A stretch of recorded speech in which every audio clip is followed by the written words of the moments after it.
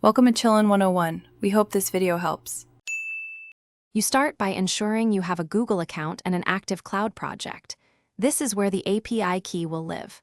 Once done, open Google Cloud Console, select or create a project, and confirm billing is set if needed. Next, enable the YouTube Data API v3 from the API library so the services appear in your project.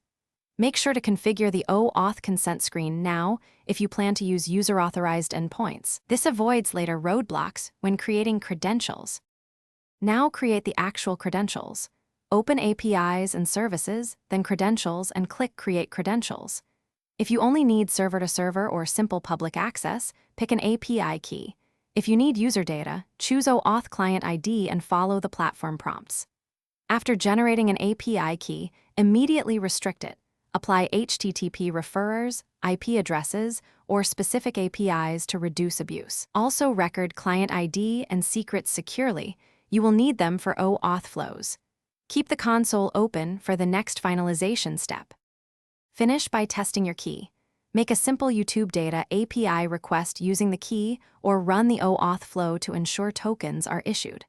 Once validated, monitor the API dashboard for quota consumption and enable billing if you expect higher usage so requests do not fail.